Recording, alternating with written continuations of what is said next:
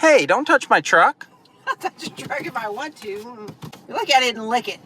What's up, guys? Brad here from Piney Grove. We got Miss Piney Grove there in the background. And I used to be called by my friends the Craigslist Bandit. And as most of you know, Craigslist really isn't used much anymore. And that's now moved over to Facebook Marketplace. I like to look at something and say, man, that's a really good deal. That's a really good deal. And if I pursued all of those things, we would fill up every building we have out here on Piney Grove. But one thing that caught my eye a few weeks ago was a wood chipper. It's a lot cheaper to buy wood chips than to make your own. But this thing just fascinated me, and I kept watching it and it didn't sell. And then finally I pulled the trigger, and let me show you what I got. We bought this piece of equipment. We are not sponsored by WoodMaxx. Anything I say about this chipper is gonna be what I know about it, not because a company has provided me some information. So what we have here is the WoodMaxx MX 8600 with the hydraulic infeed. It does not require hydraulics on your tractor. It's PTO driven. It has its own hydraulic pump, which I think is this right here. And that hydraulic pump works this hydraulic infeed. I think they call it a hydrostatic infeed. It's got a 125-pound flywheel, and it's made for compact tractors down to 15 PTO horsepower, but can also accept up to 50 horsepower tractors. This thing is really beefy. It's made out of American steel. I think right on it, it says made in America, because they have two different models, some that are made in America and some that aren't. But this is American steel here, American ingenuity, and we'll show you the hydraulic infeed, and we're gonna go chip some wood. I've been walking around the property here a little bit, and then we got some down limbs and also a lot of brush piles, and I just can't wait to put this thing to use. The gentleman that sold this to me, his name is Steve, and real nice guy. He actually had this on a John Deere 1025. And if you're not familiar with John Deere tractors, the 1025 is basically the smallest tractor they make. It's a real small frame tractor. It's got 25 horsepower, and he had it on there, and what he was gonna do with it was do some land clearing, but he ended up selling the land, and he only put 4 hours on this thing. So Steve offered to take the backhoe off of the John Deere 1025, and if you've never had a backhoe attachment on a tractor, they're not easy to take on and off. And I said, no, let me come look at it. It's got 4 hours. I said, I'll probably buy it, but don't go through the trouble of taking the backhoe off to demonstrate it. Well, when I got there the next day, he had taken the backhoe off, he had hooked up the chipper, and he actually had cut down a little tree so that I could see it chipping. So I actually got to see it work and function, and he also gave me some tips on how to use it.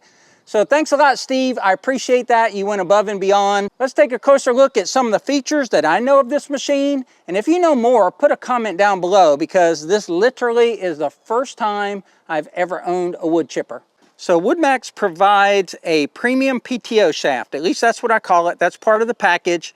This is your infeed. You see there's a little bit of slant to it that helps you with gravity to bring your branches in. Then we have some protective plastic here so the chips don't come back at you. And that is your hydraulic infeed. And the teeth on that pull your branches in. I believe it will take up to 6-inch material. Now the size of the material depends on the size of the tractor. And for the smaller tractors, they say limit it to 4-inch material at 540 RPM, I think. And for bigger tractors with more horsepower, you can go up to 6-inch. But obviously the biggest thing you can chip is what'll fit in that chute. So there's confirmation, 540 RPM. Your flywheel is under here, and it only takes this one bolt to get to your flywheel. And I took it off and we looked at the teeth, and it has reversible teeth or reversible blades on it. And the blades are in really good shape. And over here is the hour meter, but that hour meter is also an RPM meter. So once the tractor is running, we'll take a look at that, and you want that at 540. And the reason you want it at 540 and not any slower is you want that centrifugal force to chew through the wood that you're putting in the chute. The chute is adjustable, so you can turn it, and you can also adjust at the top whether you put your chips down or however you're gonna to put your chips. The flywheel is vented, and they say that allows air in this flywheel area, so as it vents out and spits out the chips, all that comes out uniformly, and they say it's just a better flow for the chips to come out. Talked about the hydraulic infeed here a little bit. These that roller that's in here, here's a pillow block bearing. but those that roller that's in there on the infeed sits on top of these hydraulic struts, and it changes the amount of down pressure on the limbs to keep stuff going in towards the flywheel chipper part here. So the branches come in like my finger, they get underneath this wheel we showed you earlier, and then they're fed in right against that chipper, and then the chips come out this chute. Let's go crank up the Summit tractor, unload this thing, and put it to work. We got so many things going on here at Piney Grove. I've got the Summit in the pole barn. That's our new garage door. So we did a video on that garage door, and we just absolutely love it. Deb and I are not getting any younger, and it's just really nice to be able to do that instead of work a chain hoist. We've had a lot of personal things going on that we may share in a different video. So we haven't been able to do as much work out here on the farm as we'd like. And we have a storm coming in, so we only have a couple hours to get any work done today.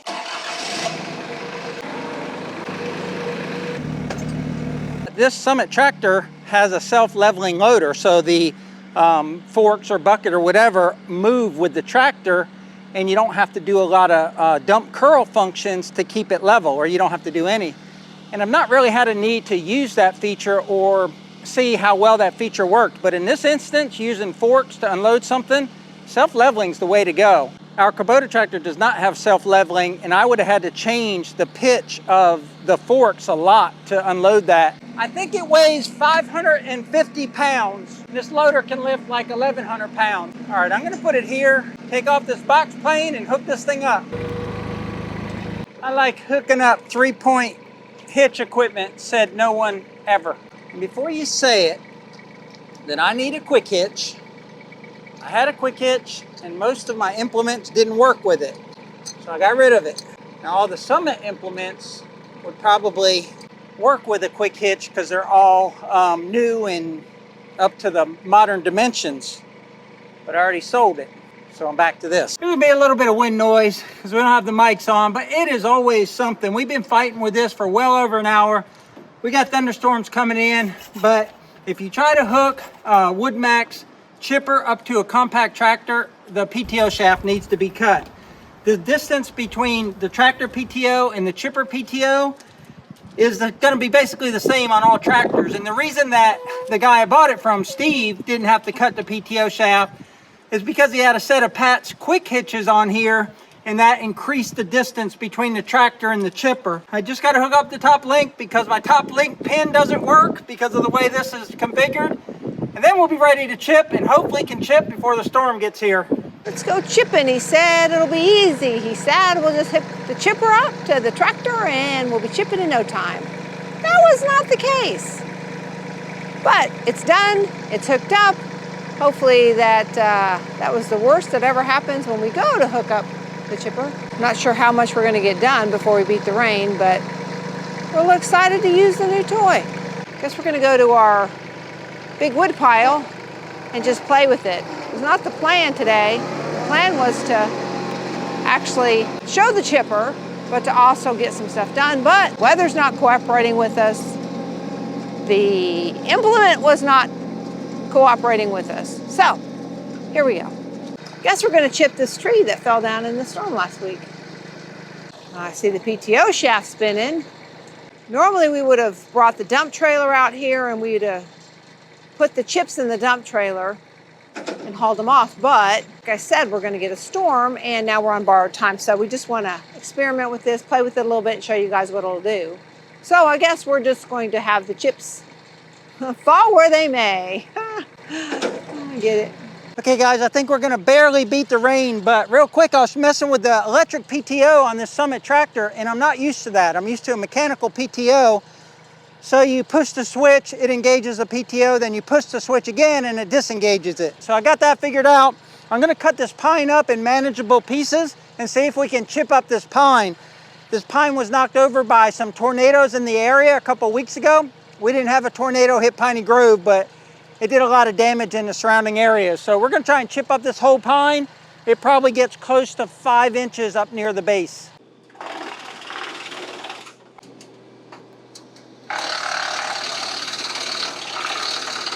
Wow, look at that. Self-feeding. Super cool. Like I said, normally we'd have a trailer there and we'd be capturing all this, but not today. Oh, that's a big one.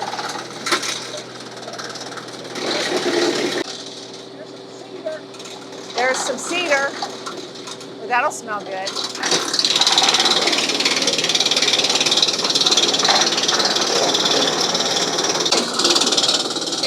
Yep, cedar smells good.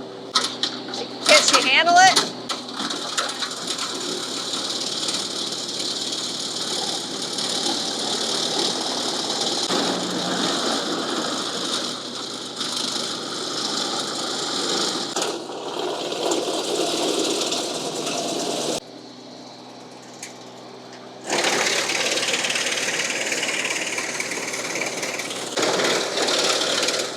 That was a pretty good sized piece.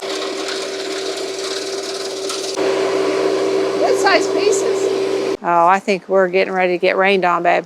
All right, guys, that worked pretty good. I didn't hear it bogging down the 25 horsepower Summit tractor at all. We got rain clouds moving in or a storm moving in. I'm gonna try and chop up that pine and get that in the chipper, and then we'll close out this video. But so far, I'm loving this wood chipper.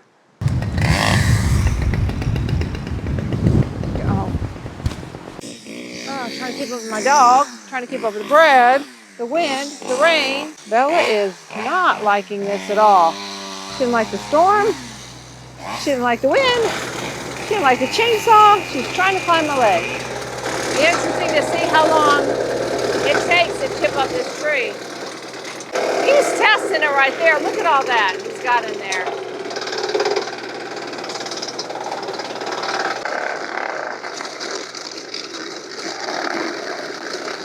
Oh, look at the green coming out. That's funny.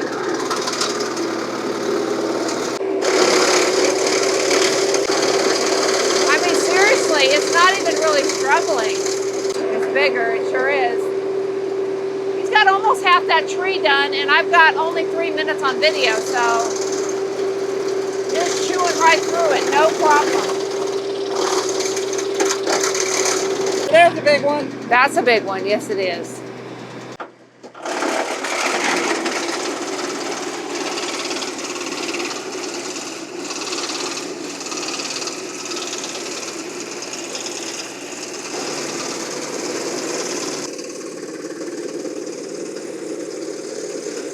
Kind of satisfying to watch, honestly.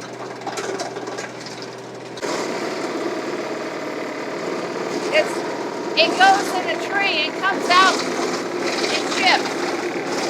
One might be the limit of the tractor. Let's see. Can she do it?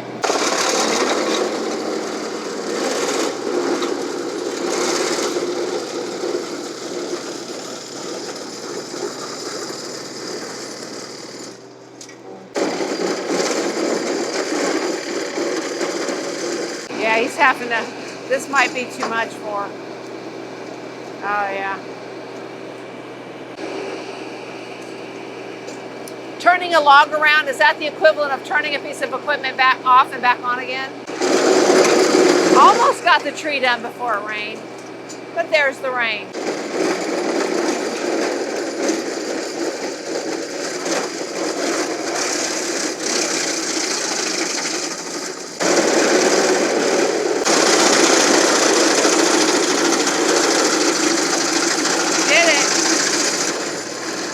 There he comes with his chainsaw and his chipper. We were rained out, but got that tree down, so we got to put the chipper, which was more than we thought. I didn't talk about this before, and I'm just learning this machine, my first day with it, but there's a little gauge here that says reverse. So whenever a branch got stuck, I would put it in reverse, kick it back out, and then try it in a different angle, and then pull this towards me, and this is the speed. So you can change the speed of the infeed.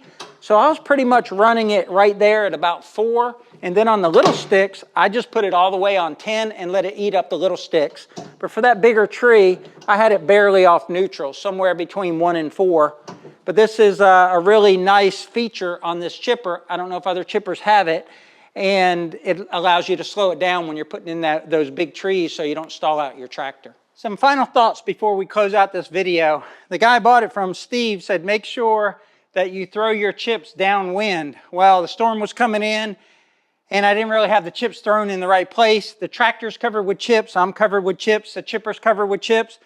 So that was good advice that I didn't take. But as far as the operation of the chipper itself, I chipped that whole big pine tree and the very last piece wouldn't go in. Now it would go past the feed chute because the feed chute is 6-inch square or 8-inch square, but it would get to a certain point and then the feed rollers would just grind on top of it. One thing I was listening for was the tractor, and I don't know if Deb caught that on camera, but the tractor was groaning just a little bit there at the end and bringing down the RPMs with the real big pieces of pine. Now that's a softwood. I don't know if a hardwood would have stalled the tractor out, but I do know that Piney Grove is mostly pine trees. This tractor's 24.7 Mitsubishi engine that Summit puts in these tractors. The PTO output is 18 horsepower. Now my Kubota tractor is an L3901. It's a 38 horsepower tractor, and I think the PTO is 32. So both the tractors we have here on Piney Grove can be used with this chipper because this chipper goes up to a 50 horsepower tractor. I think it is a great tool. It's a great investment. I'm glad I bought it. But to be able to pull up to a tree and not have to grapple it or anything, cut it up into manageable sections, and then that tree disappears in the wood chips, which then will enhance the soil. And I did one piece of cedar just to smell it, and we have a lot of cedar, old down cedar and also some green cedar we need to get rid of, and we plan to make a pile of cedar chips. And that cedar will actually be used inside of this pole barn because this is where our animals will be. So is it cost effective to chip your own chips? If you simply need chips and you're not trying to do property cleanup and you don't like this type of work, I would say it's not worth it. These things this is like $300, $400 new. I got it used on Facebook Marketplace, paid a lot less than that. For somebody that's trying to keep their property clean, that just wants to pull up to an area and feed brush into it and doesn't care if they get chips out of it or not, I would say it's a worthy investment. This thing looks very well built. It's got a 3-year warranty, I think, so I still got 1 more year left on the warranty.